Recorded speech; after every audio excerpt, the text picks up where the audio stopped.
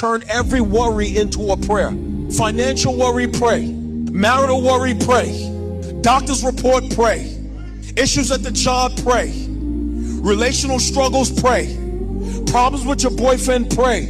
Problems in your own mind, pray.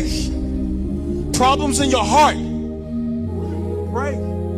Problems with people in your church, pray. You got great needs, pray.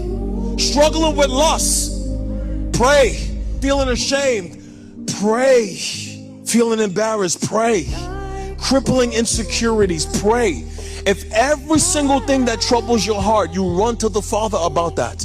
You turn prayer into your new vice. This is why the Lord said in 1 Peter, he said, cast all your cares upon me. He didn't say some. He didn't say a few. He said, cast all your cares upon me. Throw them off. Watch, because I care for you.